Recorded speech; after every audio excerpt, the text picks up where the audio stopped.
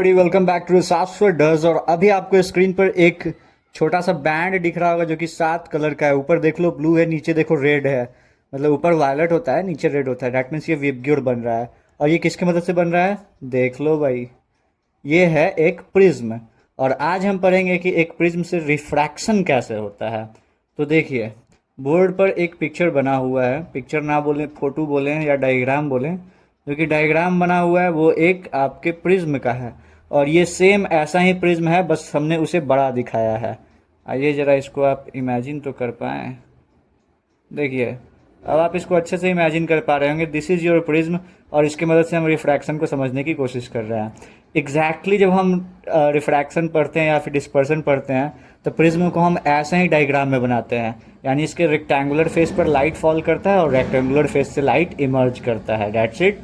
अब मैं सारा कुछ तो यहाँ दिखाने वाला हूँ नहीं, तो सीधा चलिए आते हैं अपने पार्ट पर जो हमें पढ़ना है क्लास 12 में रे ऑप्टिक्स में, रिफ्रैक्शन थ्रू अ प्रिज्म में। Okay fine, let's begin. तो जैसा ही आप डायग्राम में देख सकते हैं, दिस इज अ प्रिज्म और हमने इसे एबीसी दिखाया है इसके ट्रायंगुलर फेस को। तो ये एबीसी है, तो यहाँ पे बनने वाला एंगल क्या हो जाएगा, एंगल ए। और इस एंगल को हम लोग बोलते हैं prism angle. This is called prism angle. फिर यहाँ पे ध्यान से दिखेगा तो आपको एक एंगल बनता दिख रहा है, सॉरी, क्यू ए सी।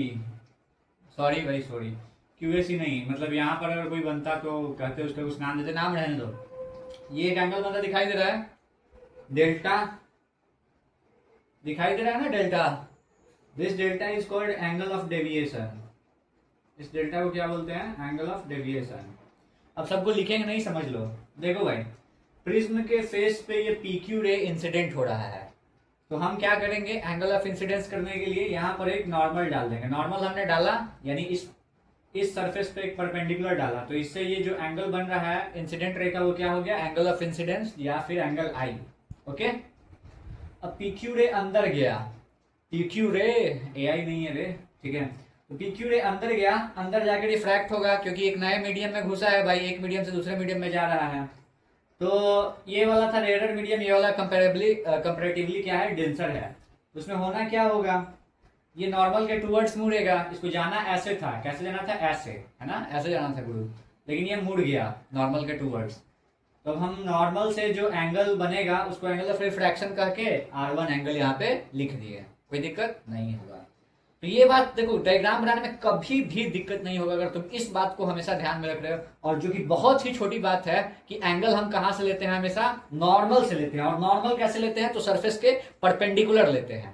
तो इस बात को अगर तुम ध्यान में रखोगे ना, डायग्राम बनाने में तो मुन्ना कभी नहीं दिक्कत होने वाला है एंगल के केस में। तो यहाँ पर R1 ले लिए, फिर ये वाला रे आगे गया, अब इसको एक नया इंटरफेस मिल रहा है, डेंसर टू रेयर। तो यहाँ पर भी आप नॉर्मल खींचिए, सरफेस ऐसा है तो इसके परपेंडिकुलर कुछ ऐसा होगा, है ना। तो यहाँ पे जो एंगल था उसको हमने R2 दे दिया नॉर्मल से। और फिर आगे जो रे निकल रहा है वो इमर्जेंट रे कहलाता है। और इमर्जेंट रे को हम लोग नॉर्मल से जो एंगल दिए वो एंगल ई दे दिए। इज इट क्लियर, इतना क्लियर है, बिल्कुल क्लियर होगा। अब आप तो ऐसे घुस के बताएंगे नहीं कि क्लियर है, और देखते भी कहाँ हो तुम लोग वीडियो, बस ऐसे ही बनाता जा रहा हूँ, ठीक है, कोई बात नहीं। चलो यहाँ देखते हैं, फाइन। इसको एन नाम दे दो, एन, ठीक है, ओके। अब देखो यहाँ, अब तुम्हें अब मैथमेटिकल पार्ट पे आना है, ठीक है। अब मैथमेटिकल पार्ट पे आना है, तो उससे पहले ये समझ लो कि हम लोग रिफ्रैक्शन थ्रू ए प्रिज्म में मेन ऑब्जेक्टिव क्या होता है, एग्जाम्स में वगैरह में क्या पूछता है। तो एग्जाम्स वगैरह में पूछता है कि आपको मिनिमम डेविएशन कैलकुलेट करना है, उसका डेरिवेशन करके दिखाइए अप्रोप्रिएट डायग्राम के साथ। या फिर आपको उस पर बहुत बढ़िया बढ़िया क्वेश्चन दे देता है। तो जब हम प्रॉब्लम्स करेंगे ना लेक्चर 10 में यार बहुत ही जबरदस्त प्रॉब्लम है मेरे पास, और मैं सीधा प्रीवियसली आस्क्ड क्वेश्चंस को उठा के लाऊंगा जो कि बहुत ही मस्त क्वेश्चन है यार।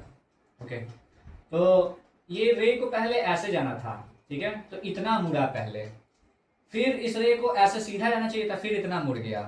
तो अगर हम लोग देखें डायरेक्ट तो इस रे को ऐसे जाना था बट इतना ऐसे निकल रहा है ना।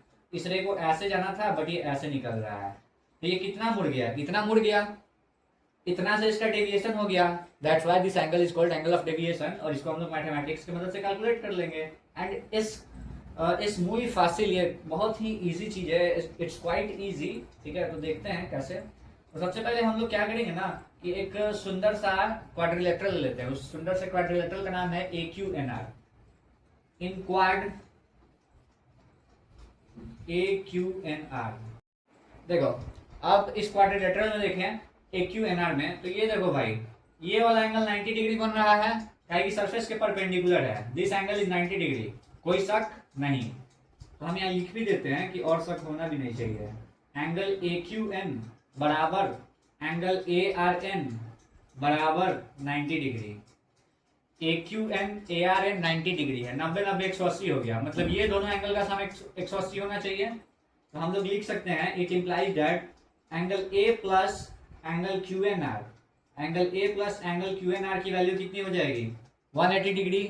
कोई संशय, कोई शंका, कोई डाउट, कोई समस्या बोलिए? नहीं, नहीं है, नहीं हमको पता है यार, तुम लोग तेज हो, ठीक है। तो angle A plus angle QNR equals to कितना हो गया 180 डिग्री हो गया। अब आइए जरा अंदर आते हैं, ठीक है। अब अंदर आके आप देखिएगा तो आपको दिखेगा बंदर, सॉरी मतलब अंदर आके देखिएगा तो आपको मिलेगा एक छोटा सा ट्रायंगल, और वो छोटा सा ट्रायंगल क्या है, ये वाला, रुक जा, हाँ ये वाला ट्रायंगल अभी लेते हैं, ठीक है, दिस ट्रायंगल। पहले ये बताओ भाई, ये अगर आई है तो ये पूरा कितना हो जाएगा, ये पूरा भी आई हो जाएगा, ये अगर ई है तो ये पूरा भी ई हो जाएगा, है कि नहीं, वर्टिकली अपोजिट एंगल।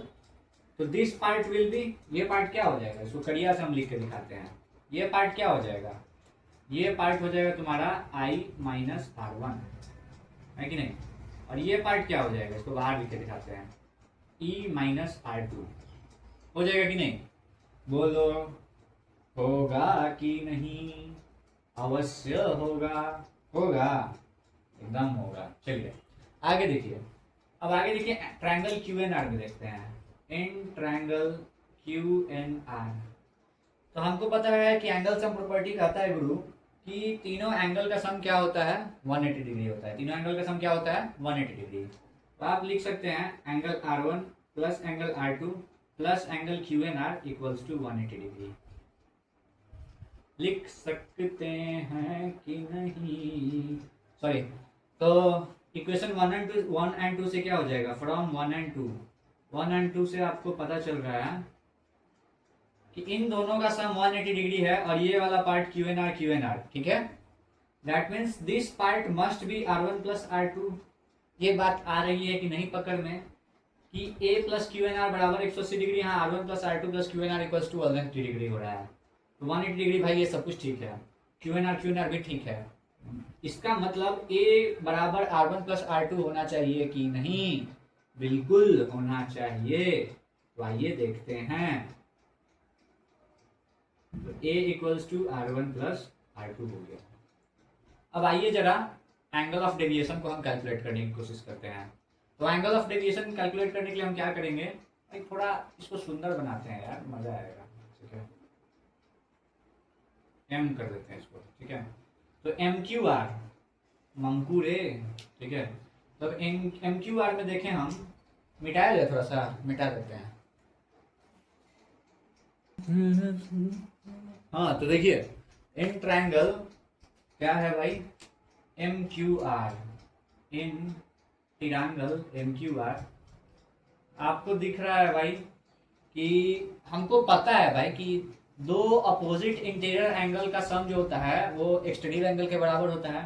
तो ई दो इंटीरियर एंगल है, इसका आप सम कीजिएगा तो इसका अपोजिट कौन आ रहा है, ई वाला पार्ट आ रहा है। तो ये वाला जो एंगल हो गया वो क्या हो गया, अपोजिट एक्सटीरियर एंगल होगा, तो इन दोनों के सम के बराबर होगा, यानी I minus R1 plus E minus R2 equals कितना हो जाएगा, एंगल ऑफ डेविएशन। अब आप क्या कर सकते हैं, कुछ नहीं, जो करेंगे हम करेंगे, I प्लस E करिएगा और माइनस कॉमन लेके R1 प्लस R2 ले कर दिए। अब R1 प्लस R2 क्या है, A ही तो है ये, तो हम लोग लिख सकते हैं I plus E minus A बराबर angle of deviation. This is your very important result. ये एक जनरल सा रिजल्ट हुआ डेविएशन के केस में, और यहाँ पर आपके पास क्या आ गया, एंगल ऑफ डेविएशन का फॉर्मूला आ गया।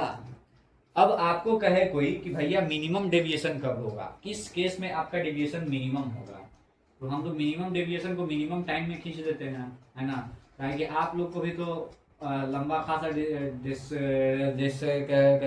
डिस्क्रिप्टिव कंप्रीहेंसिव डिस्कशन तो नहीं है चाहिए होगा क्या। तो हम क्या करते हैं कि उसको मिनिमम टाइम में ही बता देते हैं कैसे कर सकते हैं। तो देखिए भैया डेविएशन मिनिमम कब होगा। डेविएशन मिनिमम तब होगा जब आपका जो क्यू आर रे है, यानी अंदर जो रे जा रहा है प्रिज्म के अंदर, वो प्रिज्म के बेस के पैरेलल हो जाए। कब होगा मिनिमम डेविएशन, यानी डेल्टा डेल्टा एम कब होगा, जब आपका क्यू आर पैरेलल हो जाएगा बीसी के। अरे तो क्यू आर बीसी के पैरेलल हो गया। अब क्यू आर जब भैया बीसी के पैरेलल हो जाएगा तो उस केस में क्या होगा, उस केस में आपका R1 R2 के बराबर हो जाएगा।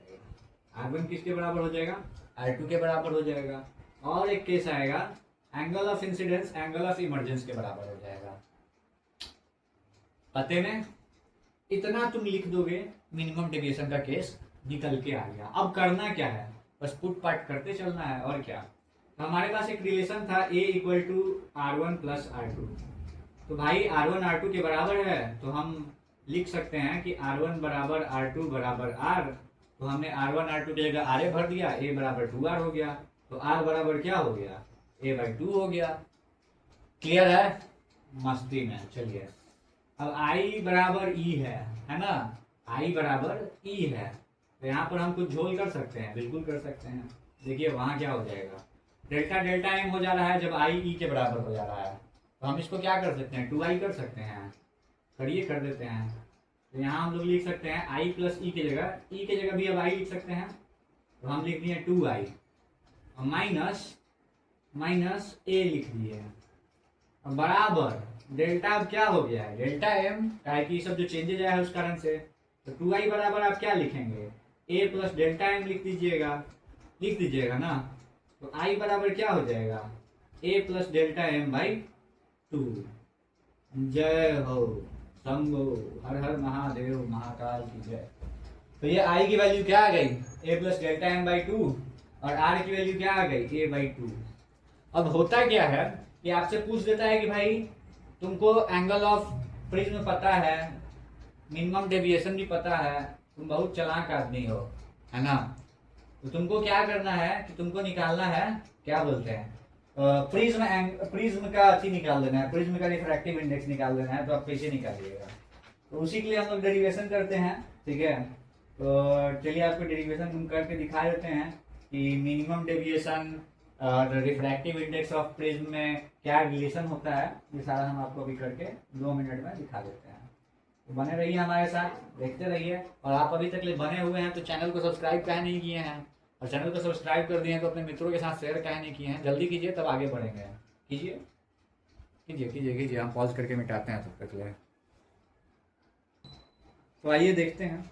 देखिए हम लोग को पता है स्नेल्स लॉ क्या कहता है कि साइन आई बट्टा sine r equals to μ2 upon μ1, है ना।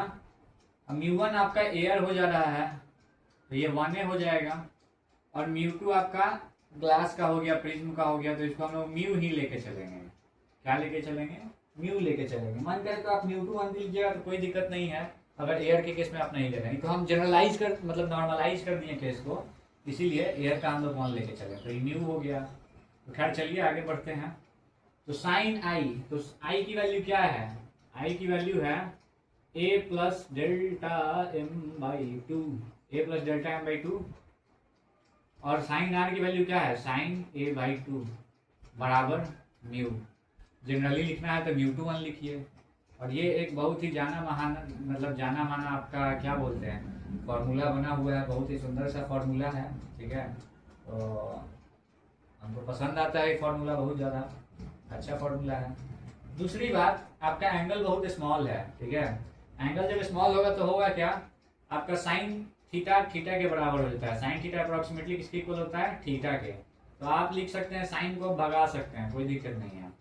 यानी आप लिख सकते हैं A प्लस डेल्टा एम और बट्टे 2 और डिवाइडेड बाई A/2। तो A/2 को हम 2/A लिख दे गुना करके, बिल्कुल लिखेंगे, आपसे परमिशन की जरूरत है नहीं।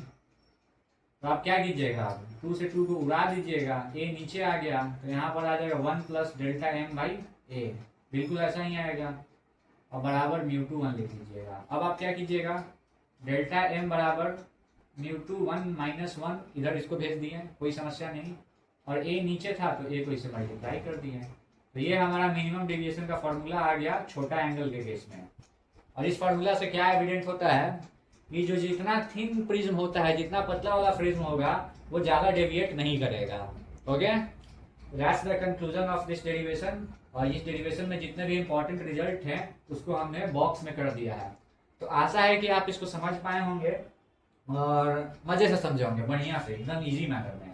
कहे कि कोई बड़का रॉकेट साइंस तो था नहीं, बहुत ईजी सा चीज़ था। तो ये रे ऑप्टिक्स का 8वां लेक्चर खत्म होता है। 9वें लेक्चर में हम मिलेंगे TIR या फिर टोटल इंटरनल रिफ्लेक्शन के साथ, और 10वें लेक्चर में हम लेकर आएंगे आपके लिए ढेर सारा प्रॉब्लम। तब तक के लिए जय हिंद। म्यूजिक नहीं लगा पाए इसलिए मुंह से ही बजा देते हैं।